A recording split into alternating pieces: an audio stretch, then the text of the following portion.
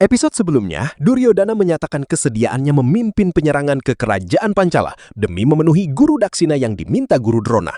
Namun sebelum keberangkatan itu dilakukan, ia mengajukan satu permohonan kepada Maharaja, yaitu agar Karna terlebih dahulu dinobatkan sebagai Raja Angga. Sangkuni pun ikut mendukung permintaan tersebut. Menurutnya, itulah sikap seorang pria yang agung. Kini setelah Karna diangkat sebagai Raja Angga, tidak ada alasan lagi untuk menunda upacara penobatannya. Mendengar permohonan itu, Dhritarashtra akhirnya memutuskan bahwa penobatan Raja Angga Karna akan dilaksanakan keesokan paginya. Setelah upacara tersebut selesai, seluruh putra kuru akan berangkat menuju Pancala untuk mempersembahkan guru Daksina kepada guru Drona.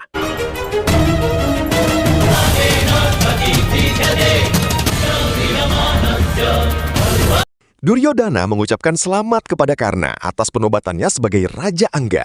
Ia mengatakan bahwa Karna adalah orang yang beruntung karena akan segera mengenakan mahkota kerajaan. Duryodhana bahkan mengakui bahwa dirinya sendiri telah bertahun-tahun menantikan saat Maharaja meletakkan mahkota putra mahkota di kepalanya. Mendengar hal itu, Karna berusaha menenangkan sahabatnya. Ia meyakinkan Duryodhana bahwa begitu Raja Pancala berhasil dikalahkan, mahkota putra mahkota itulah yang akan menghiasi kepala Duryodhana. राजकुमार की जय हो। महारानी ने आपको स्मरण किया है। Seorang pengawal datang menyampaikan bahwa Ratu Kunti ingin bertemu dengan Karna. Mendengar itu, Duryodhana pun berpamitan dan mengatakan bahwa mereka akan kembali bertemu pada upacara penobatan keesokan hari. Karna menjawab bahwa penobatan Raja Angga memang menjadi miliknya, tetapi baginya, mahkota putra mahkota akan selalu menjadi milik Duryodhana. Setelah itu, Karna pun segera menemui Kunti.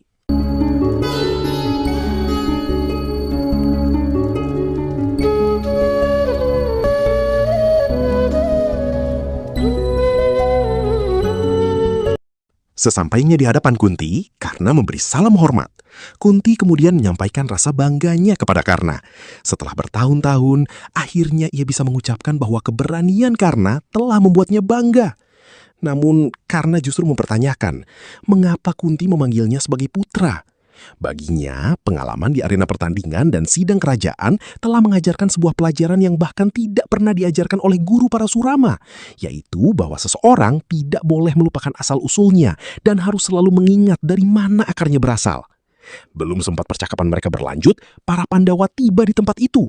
Bima langsung menyindir Karna dengan mengatakan bahwa jika Karna melupakan asal-usulnya, maka ia akan terus mengingatkan bahwa Karna hanyalah seorang putra kusir. Ucapan itu segera ditegur oleh Yudhistira. Ia meminta Bima menjaga sikap dan mengatakan bahwa seseorang seharusnya meninggalkan segala keburukan di tempat asalnya. Menurut Yudhistira, Karna memperoleh kedudukan sebagai Raja Angga berkat kemampuannya sendiri, sehingga sudah sepatutnya dihormati. Yudhistira juga menjelaskan bahwa meskipun Bima dikenal tajam dalam berbicara, adiknya itu tidak menyimpan kebencian di dalam hatinya. Ia sendiri mengaku menghormati kemampuan Karna. Mendengar hal itu, Bima merasa heran karena kakaknya justru memuji orang yang telah menantang Arjuna. Namun Yudhistira menjelaskan bahwa bahkan seorang musuh yang memiliki kemampuan luar biasa tetap layak dihormati. Terlebih lagi, kini Raja Angga berada di pihak Hastinapura. Sebagai Pandawa tertua, Yudhistira pun menyambut Karna dan mengaku senang karena seorang kesatria hebat kini berada di pihak mereka. Namun Karna segera meluruskan bahwa dirinya hanya berada di pihak Pangeran Duryodhana. Yudhistira kemudian mengingatkan bahwa Duryodhana juga merupakan adiknya. Setelah mengatakan hal itu, Yudhistira mengajak Kunti untuk pergi meninggalkan tempat tersebut. Arjuna kemudian menghampiri Karna dan bertanya mengapa hingga saat itu ia belum juga berangkat. Karna menjelaskan bahwa tujuan dirinya menerima tahta Raja Angga masih belum tercapai. Mendengar jawaban itu, Arjuna mengatakan bahwa mungkin Dewa Surya sendiri sedang berpihak kepada Karna. Menurutnya, selama ini Karna selalu menuduh manusia berlaku tidak adil, tetapi kini bahkan mulai menyalahkan para dewa. Namun karena menegaskan bahwa tujuannya hanya satu, yaitu membuat Arjuna merasakan kekalahan, menghancurkan kesombongannya sebagai kesatria terbaik, dan menuntaskan duel mereka yang belum selesai. Arjuna pun mengakui bahwa ada satu ucapan Karna di arena pertandingan yang memang benar. Anak panah yang telah dilepaskan dari busur tidak akan pernah kembali, tetapi tali busurnya masih dapat ditarik kembali. Begitu pula dengan arena pertandingan yang telah berakhir. Arena itu memang tidak akan kembali, tetapi duel mereka pasti akan kembali terjadi. Arjuna pun meyakini bahwa pada hari itu impian Karna untuk mengalahkannya akan hancur. Ia juga mengatakan bahwa saat itu akan tiba ketika tidak ada lagi Dewa Surya, Bhisma, maupun Guru Drona yang berada di antara mereka. Hanya anak-anak panah yang akan menentukan siapa yang benar-benar lebih unggul. Hingga hari itu tiba, duel yang belum terselesaikan tersebut akan tetap menjadi beban di dalam hatinya. Karna kemudian menjawab bahwa beban itu akan terasa semakin berat ketika Arjuna menyaksikan upacara penobatannya sebagai Raja Angga keesokan pagi. Setelah mengatakan itu, Karna meminta Arjuna datang menemuinya di tempat penobatan.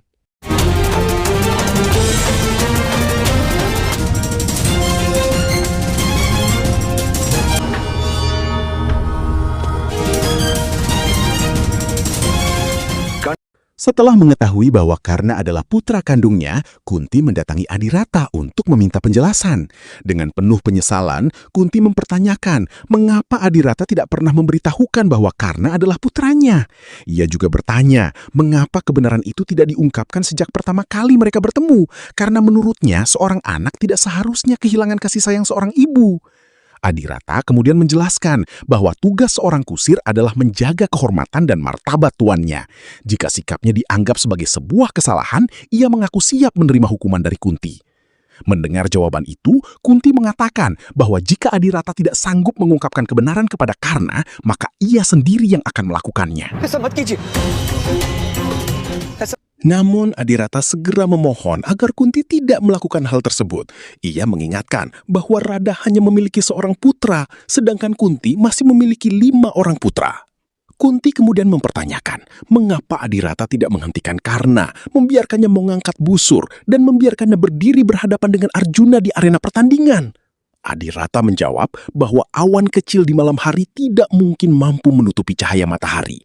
Menurutnya, seseorang yang sejak lahir telah mengenakan baju zirah dan anting suci memang telah ditakdirkan untuk mengangkat busur. Semua itu adalah kehendak Yang Maha Kuasa.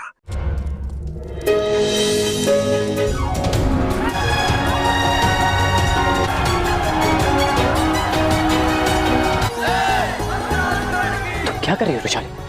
Setelah penobatan selesai, Karna kembali ke kampung halamannya. Kedatangannya disambut dengan penuh kebanggaan oleh warga. Menurut mereka, pada hari itu, Karna telah meraih 3 kemenangan sekaligus. Kemenangan pertama diraihnya ketika, meskipun terlahir sebagai seorang putra kusir, ia berani menantang para pangeran di arena pertandingan. Kemenangan kedua datang saat Maharaja menganugerahinya gelar Raja Angga. Sementara kemenangan ketiga adalah ketika untuk pertama kalinya tilak kerajaan terukir di dahi seorang putra kusir dengan darah seorang kesatria.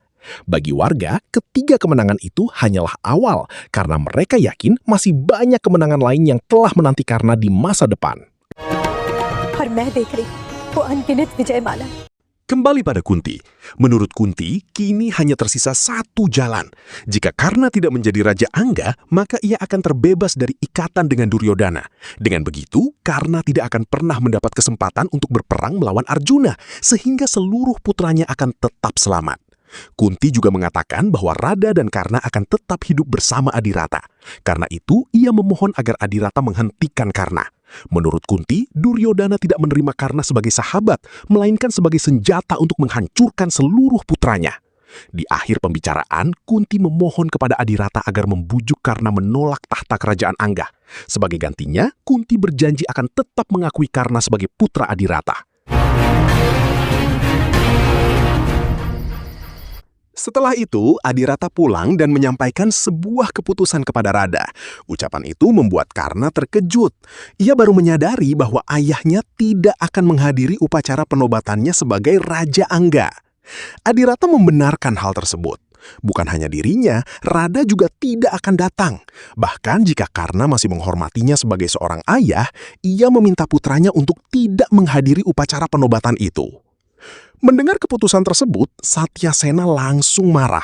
Baginya, tidak masuk akal seorang ayah justru melarang putranya sendiri menghadiri upacara penobatan sebagai raja. हाँ क्योंकि यही उचित होगा भ्राताश्री। Namun, Adirata tetap pada pendiriannya. Ia kemudian mengibaratkan bunga teratai yang selalu terlihat mengapung di atas air, padahal tangkainya tetap terikat pada lumpur. Begitu pula dengan mahkota yang akan dikenakan Karna.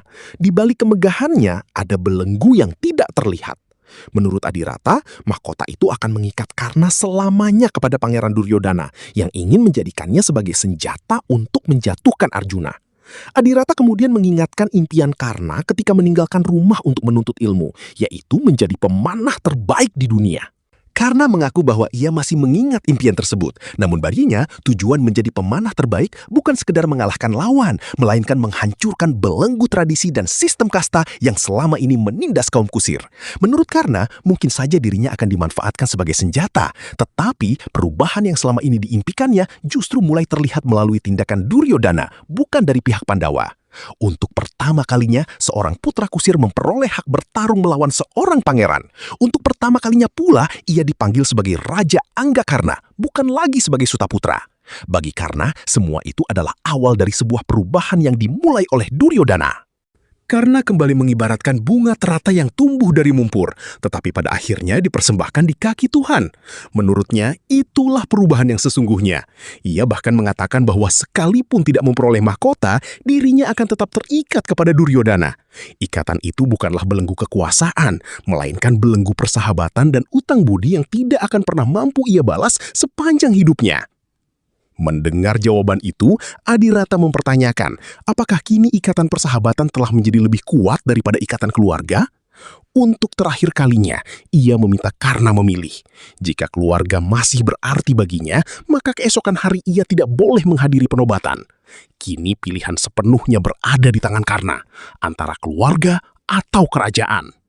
Ucapan itu membuat Karna semakin bingung. Di saat yang sama, Radha tidak setuju dengan keputusan suaminya. Menurut Radha, ketika seorang anak berhasil melangkah maju dalam hidupnya, seorang ayah seharusnya bangga, bukan menghalangi jalannya. Ia juga mengatakan bahwa seluruh keluarga seharusnya hadir dalam upacara penobatan tersebut. Namun Adirata tetap tidak mengubah keputusannya.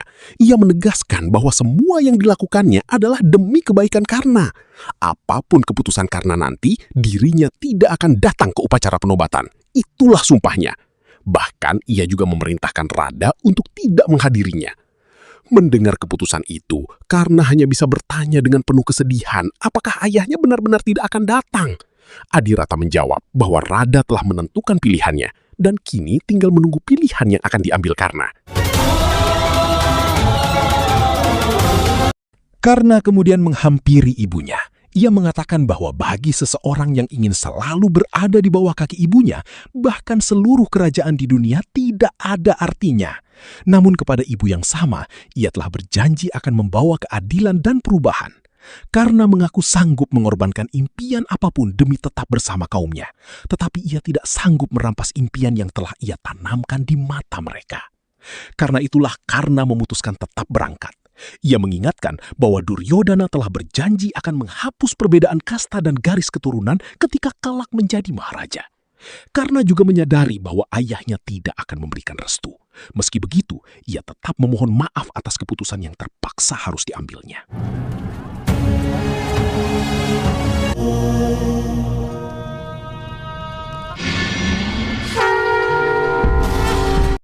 Keesokan harinya, upacara penobatan Raja Anggakarna pun dimulai. Di tengah jalannya upacara, Karna teringat kembali ucapan adiknya, Shon, yang pernah mengingatkannya bahwa ia telah berjanji tidak akan tinggal diam sebelum membawa perubahan bagi masyarakat. Di sisi lain, Kunti terus memikirkan cara untuk mengungkapkan kebenaran. Dalam hatinya, ia menyadari bahwa usaha Adirata telah gagal. Kini hanya ada satu jalan, yaitu membuat Karna mengetahui bahwa dirinya adalah putra kandung Kunti.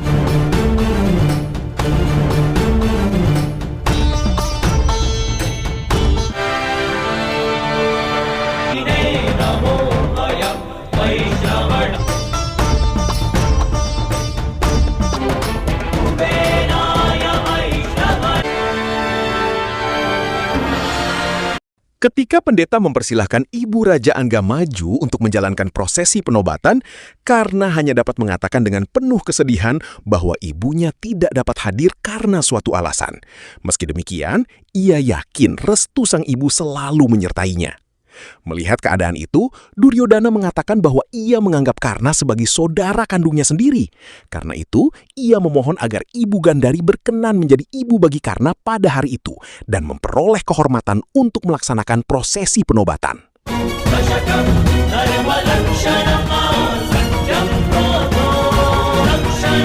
महाराज Namun, sebelum prosesi dimulai, Kunti tiba-tiba maju dan mengajukan permohonan kepada Maharaja. Ia mengatakan bahwa dirinya telah mengenal Karna sejak kecil dan Karna selalu menghormatinya seperti seorang ibu. Kunti juga mengaku tidak melihat perbedaan kemampuan antara Karna dan Arjuna, lalu memohon izin untuk maju. Dhritarashtra pun mengabulkan permintaan tersebut. Menurutnya, keinginan Kunti untuk menghormati orang yang telah menantang putranya sendiri justru akan semakin mengharumkan nama Hastinapura. Melihat tindakan ibunya, Bima merasa heran dan mempertanyakan mengapa Kunti justru memberikan penghormatan kepada musuh Arjuna. Namun, Yudhistira menjelaskan bahwa Kunti telah melakukan apa yang memang seharusnya dilakukan oleh seorang ibu dari seorang kesatria. Baginya, setiap pejuang, baik sahabat maupun musuh, tetap berhak memperoleh penghormatan. Sikap itu justru membuktikan betapa agungnya pribadi Kunti.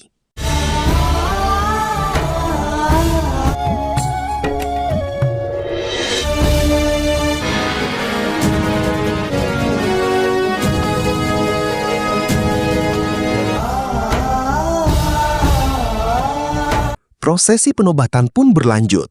Kini tibalah saatnya Paduka Bisma mengenakan mahkota kerajaan di kepala Raja Anggakarna. Di saat itulah Kunti hampir mengungkapkan kebenaran dengan memanggil Karna sebagai putranya. Namun sebelum kata-kata itu terucap lebih jauh, Bisma segera mengambil alih pembicaraan. Bisma mengatakan bahwa ia tidak tahu apakah harus mengucapkan selamat atau justru memperingatkan Karna. Menurutnya, menemukan batu paras adalah satu hal, tetapi mengubah besi menjadi emas adalah hal yang berbeda. Mahkota kerajaan memang terbuat dari emas, tetapi di dalamnya tersimpan duri-duri yang tidak terlihat, yang akan merampas tidur dan ketenangan pemiliknya. Karena itu, Bisma mempertanyakan apakah Karna benar-benar sanggup memikul tanggung jawab besar yang datang bersama mahkota tersebut? क्या राज मुकुट के साथ तुम उत्तरदायित्व का बोझ उठा पाओगे?